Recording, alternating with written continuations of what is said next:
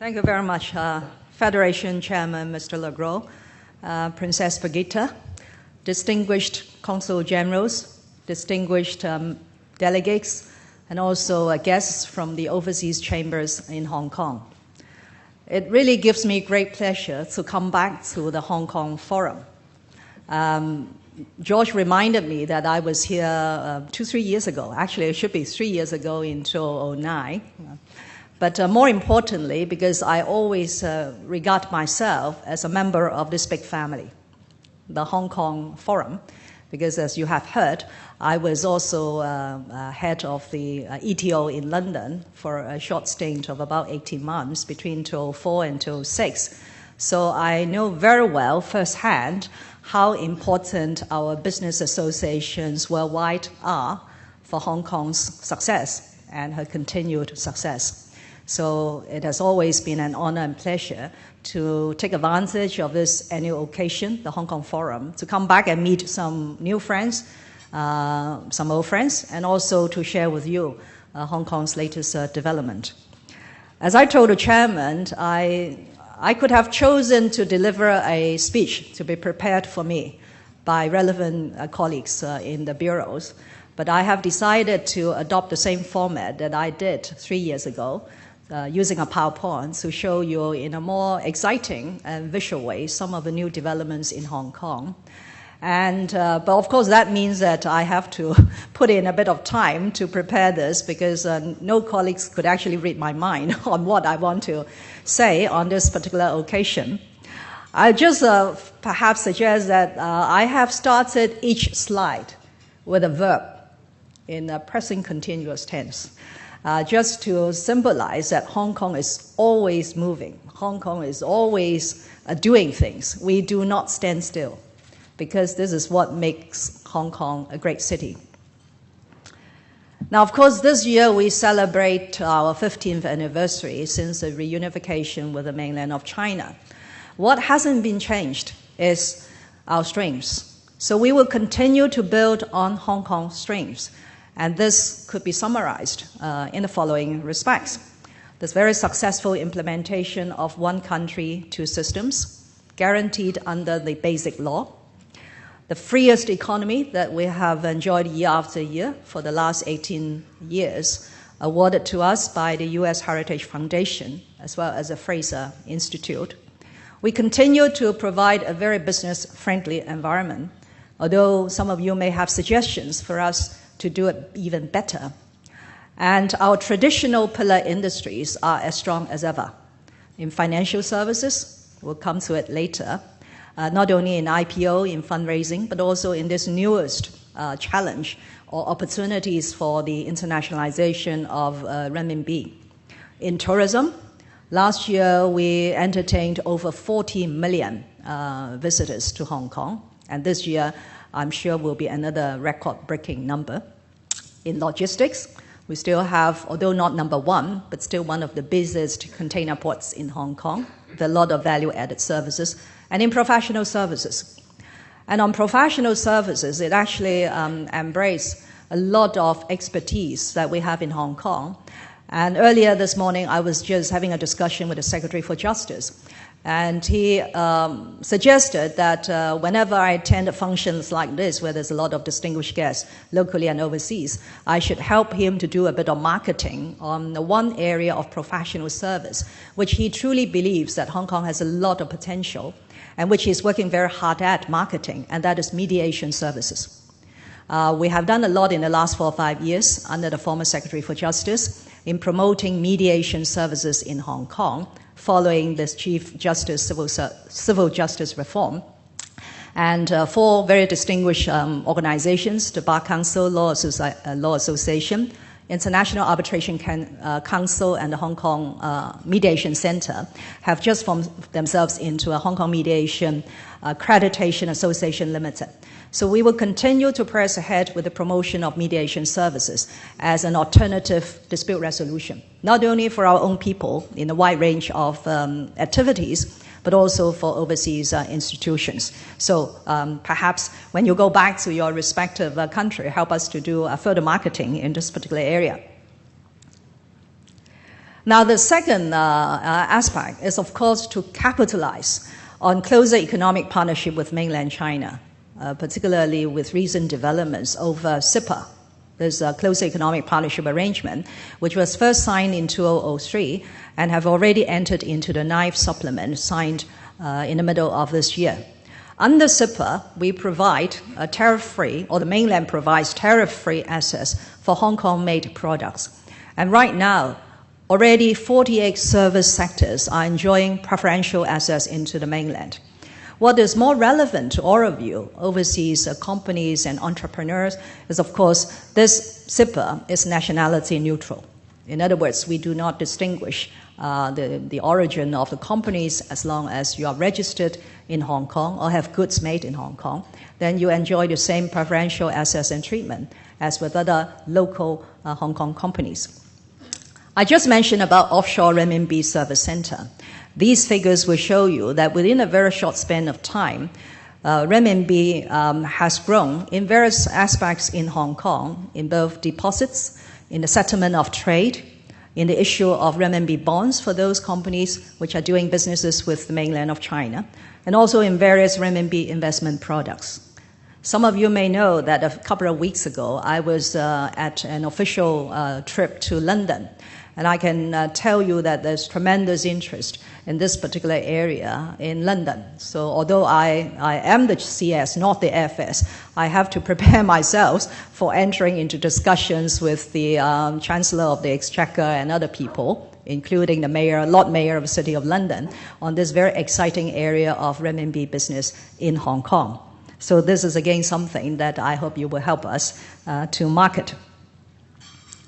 Now, but it is not enough just to stay at the things that we are good at. Diversification of our economy has been highlighted by the former chief executive a few years ago.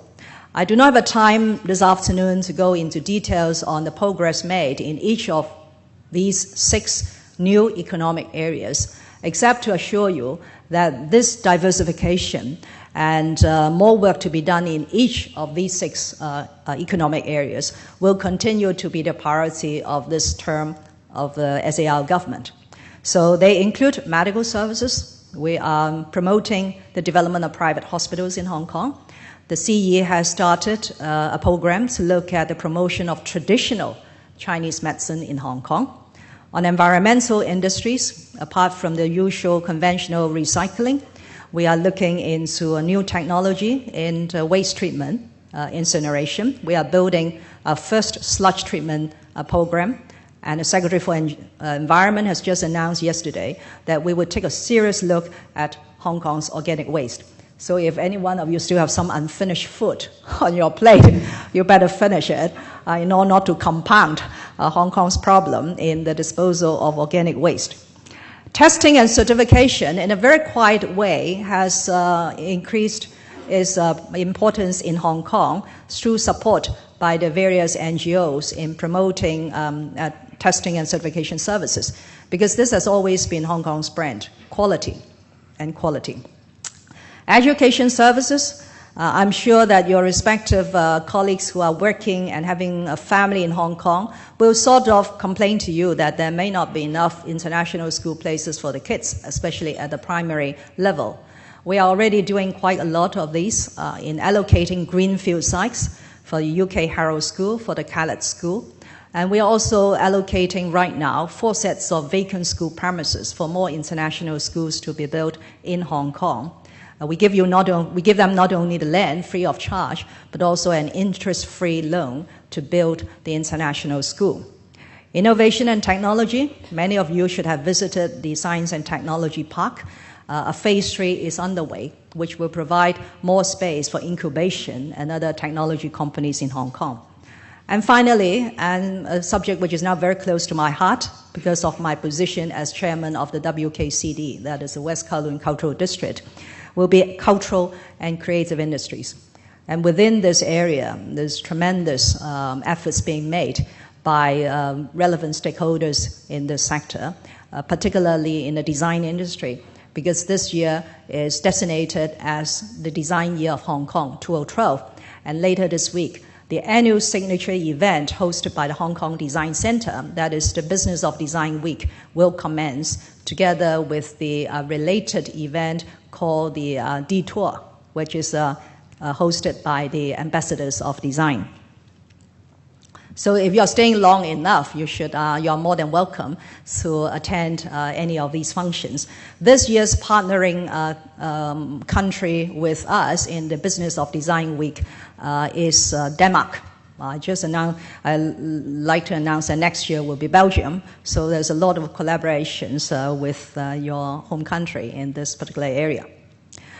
All these activities that I have just mentioned, whether it's international school, private hospital, technology, or even data center, they all require land. But of course, the uppermost priority of the CE is to produce enough land for housing, to provide accommodation for our people, both in terms of public rental housing, home ownership, and also in private housing.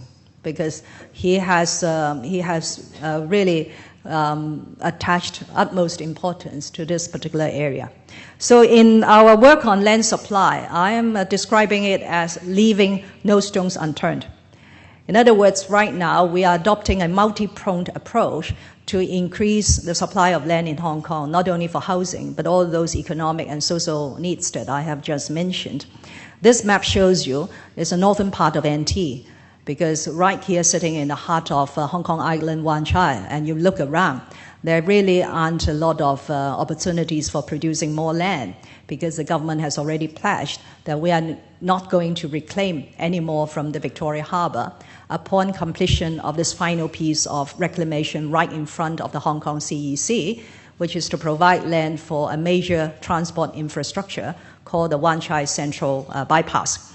So the potential for forming land will have to look beyond the urban or the urbanized areas, and new territories, the northern part of new territories, will be our next important target for providing land to meet Hong Kong's medium to long-term needs, both in the eastern part of the northern NT as well as the western part.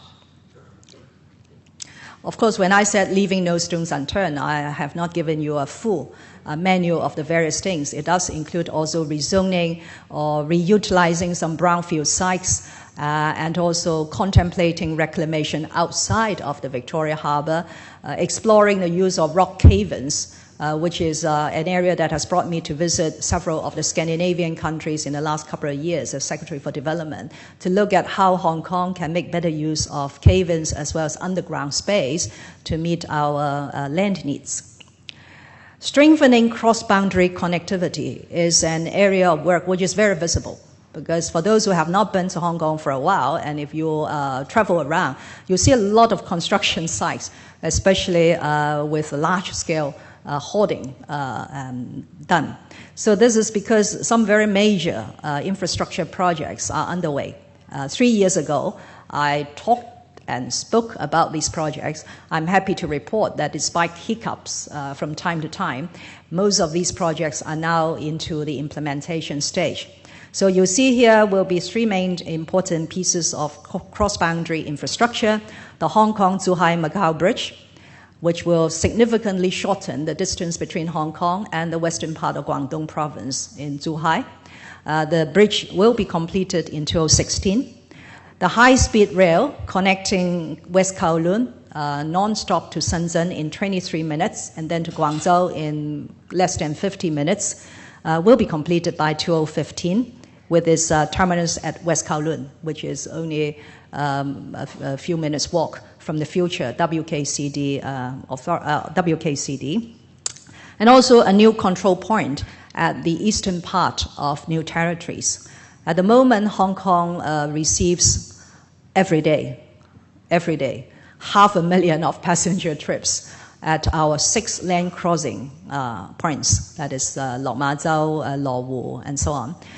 We feel we need to build for the future. So a 7th one is now under planning, and construction will start shortly at the eastern part of the New Territories, which will be completed by 2018. So we all have dates for these major projects because they are all brought into the implementation stage.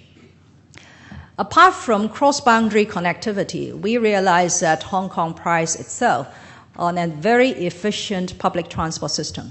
Right at this moment, over 90% of Hong Kong's daily passenger trips are taken care of by public transport. Not many people need to drive in Hong Kong. But we are not satisfied yet. We want to continue to build on our excellent rail-based public transport, because that's very good for the environment as well.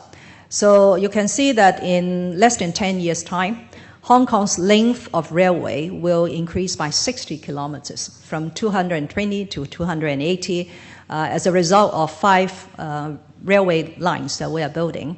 In addition to the high-speed one, the XRL I just mentioned, we have the West Island line, that is all the way to Hong Kong University and Kennedy Town, the South Island line, which is, of course, very exciting, from Admiralty to Ocean Park. And then we have the Sa Tien Central Link, providing a 4th harbour crossing, and a short one, but a very strategic one, which is the Kwun Tong extension. So again, that is why you see a lot of construction in town, is because most of these, or all these projects are underway concurrently. Apart from land transport, aviation is also one of Hong Kong's major successes. We have our Hong Kong International Airport being voted as one of the best, or the best, for many years. But we forecast it will reach saturation in less than 10 years' time. So we need to plan ahead. So enhancing Hong Kong's aviation hub status by starting to build a 3rd runway with a major man-made island to be reclaimed is a plan underway. Of course, taking advantage of the aviation hub on Lantau Island, the CE has pronounced that he wants to develop Lantau, particularly the Tung Chung New Town, into what he called a bridgehead economy. So at the same time, the works colleagues are looking into reclamation at Tung Chung to provide more land for various types of commercial as well as residential facilities. From the new airport, let's go back to the old airport. This is Kai Tak. Okay. So please, if anybody mentions to you that Kai Tak is still doing some sunbathing, that's not true.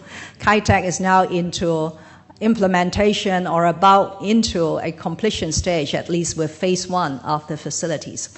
So the picture or the photo you see here is President Hu Jintao during his visit to Hong Kong towards the end of June. He made a visit to Kai Tak. He was actually right in the cruise terminal, which was being built, to look at Kai Tak development. So this 320 hectares new development area at Kai Tak will be commissioned in phases. The first phase will be completed next year with the International Cruise Terminal and the first berth, with 13,000 public rental housing units, with a very environmental feature called the seawater district cooling system, which will, of course, enhance energy efficiency at the various buildings. And we have also planned Kai Tak with a stadium, with a very important major stadium, with a tourism node, and with a lot of green. Out of the 320 hectares, at least 100 hectares of land will be set aside as open space, including a continuous Harborfront promenade, which will connect the eastern and western parts of Kowloon via Kai Tak. Now, pressing ahead with West Kowloon Cultural District is, of course, a very important part of my work as the chairman of the WKCD Authority. But I have to confess that in terms of development, most of the work is actually done by one of your guests sitting at the head table, Mr. Ron Akali. Ron is the chairman of the development committee who's looking after all this mega venues preparation. And I hope that before the end of this year, we'll at least be able to show you one piece of venue which has already selected a beautiful design to be built over the next few years.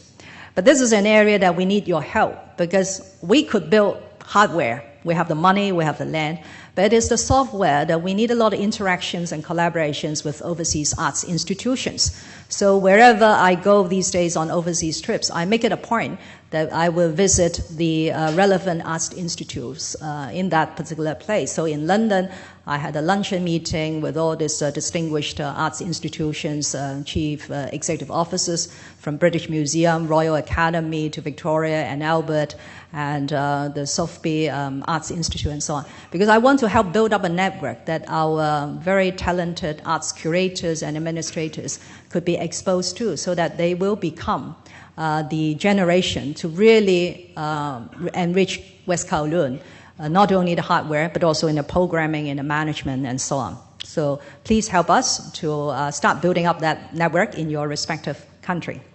This is to show you a schematic layout of the various venues at West Kowloon Cultural District, which is built on Norman Foster's City Park design. So the first three facilities to be built will be the park, of course, and the Siqu Center, which is for Chinese operatic performances, and the first phase of this Museum Plus. George was mentioning to me that he had visited Kowloon East as a result of another initiative that we rolled out last year, and that is called Energizing Kowloon East. The green area here is the Kai-Tak development I described to you, the 320 hectares of basically virgin sites after relocation of the airport. But we have two chunks of former industrial areas right by the side of Kai-Tak. So you imagine in the 1950s and to the 1980s, it was these two industrial areas with very vibrant manufacturing that has helped kept Kai-Tak growing and growing. But since our manufacturing has moved to the mainland, we need to think of new uses of these two business areas. They are Kwun Tong and Kowloon Bay, which are occupied by several hundreds of flatted industrial buildings. So apart from incentivizing the owners of industrial buildings to either redevelop their buildings or to wholesale convert their buildings into alternative uses like offices, retail, commercial, art studios, and so on, we considered a more coherent and integrated approach is needed. So we have called this approach Energizing Kowloon East. A new office has been opened a few months ago beneath the Kwun Tong flyover.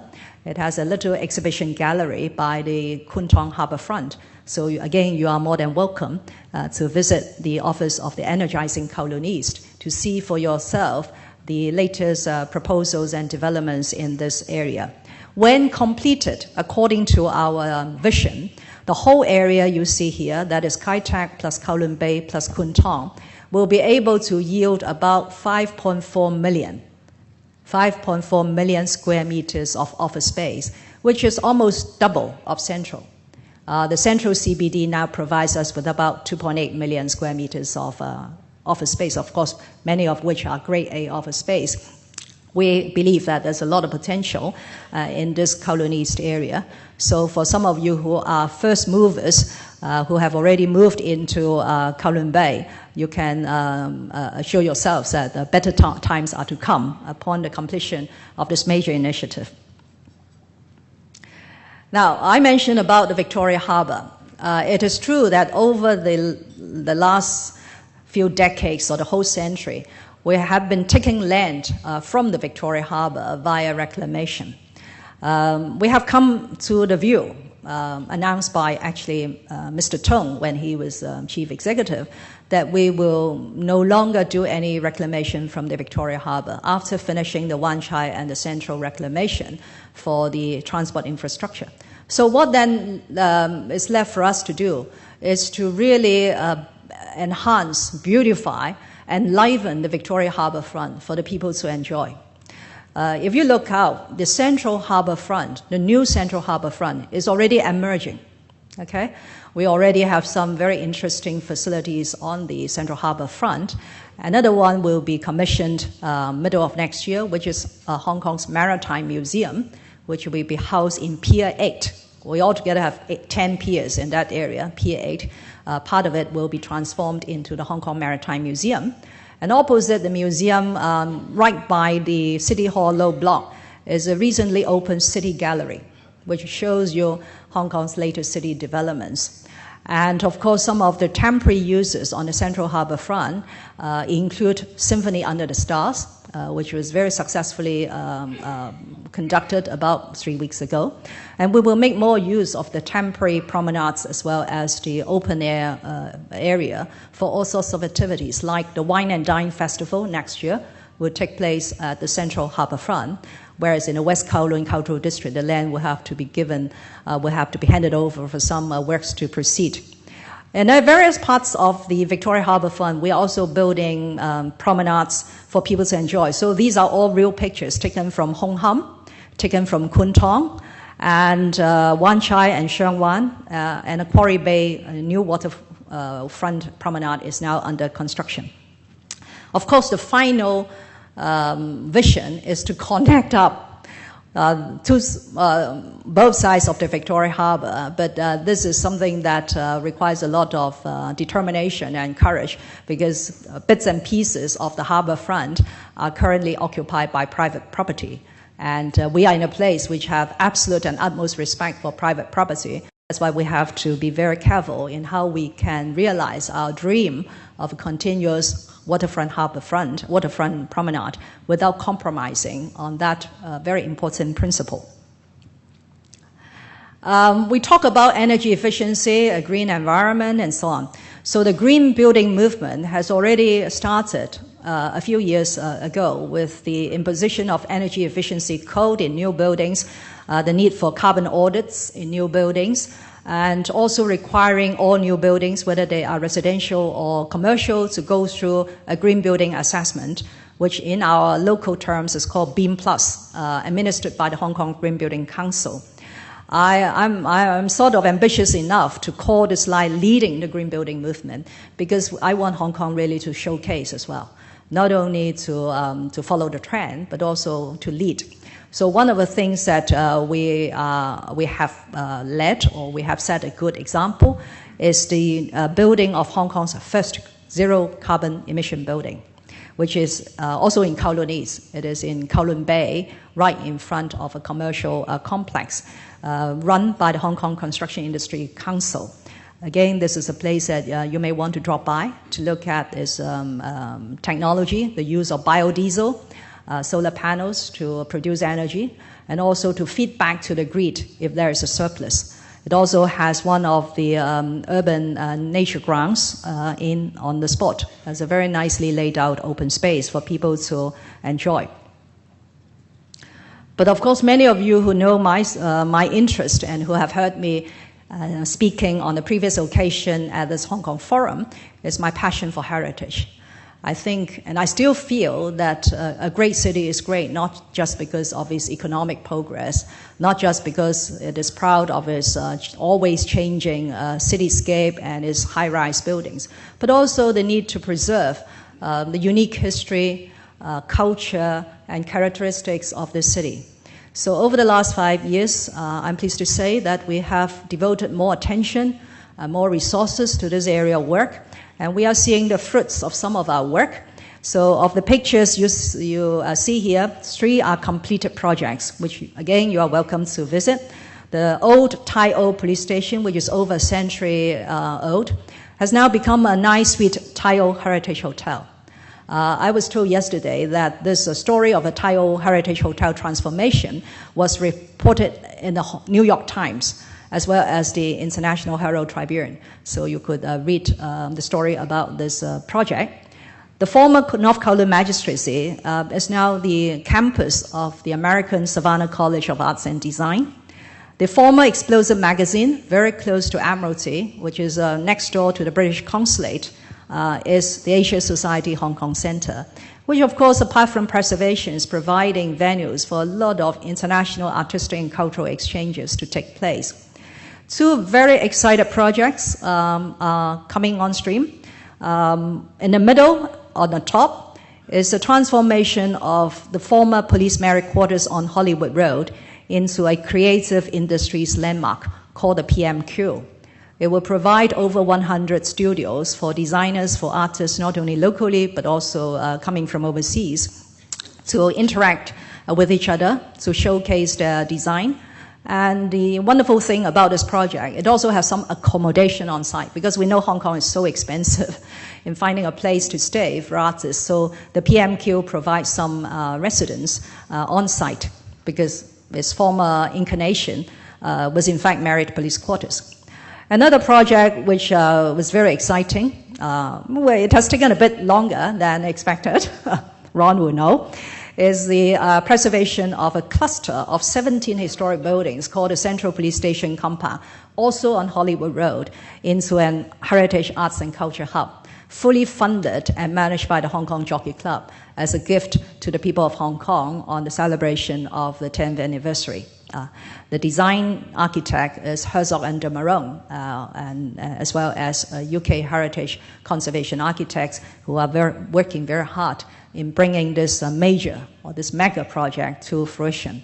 What is important in all these heritage projects is we put public enjoyment and public access at the very top of our priority. So it is not a wonderfully converted place for only those who could afford. It is really a place for the people. So I hope I have shared with you, I am running out of my scheduled time, because I'm very excited about the Hong Kong story. So I've told you the Hong Kong story, and this Hong Kong story has to continue to be told and marketed, because otherwise people might not realize that there's so many things happening in Hong Kong, because as George said, if you care to read the newspapers, you might not got this feeling at all, right? That so many things are happening in Hong Kong. So I'm here to tell the Hong Kong story, and I look to you to help me to tell the Hong Kong story. On our part, we have all these government agencies, the 11 ETOs in major trading partners. In the mainland, we have 3 ETOs in Guangzhou, Shanghai, and Chengdu. We have the Beijing office. And more recently, we have set up a Taiwan Economic and Trade and Cultural Office. The Invest Hong Kong, which is also here, Simon is here, has representatives in 28 cities. Our very close partner, the Hong Kong Tourism Board, has 16 offices and 7 representations worldwide. And of course, the host of today, together with the Federation, the Hong Kong TDC, has over 40 offices worldwide to help tell the Hong Kong story. But this story could not be told just by people whose task is to tell the Hong Kong story. To gain credibility and to extend exposure, this story has to be told by our friends, by people like you who love Hong Kong, who have strong ties with Hong Kong, and who feel that this place deserves a very strong role in not only in this region, but in the world. So the Federation of Hong Kong Business Associations worldwide, under the leadership of Mr. Le Gros, has been doing Hong Kong a great favor. So I come here on behalf of the Hong Kong SAR government to extend to you a very big welcome, a very big thank you for all your great support and love over the years. And that's why whenever you want me to come back to your Hong Kong forum, regardless of my capacity, you can be assured that I will be here. Thank you very much.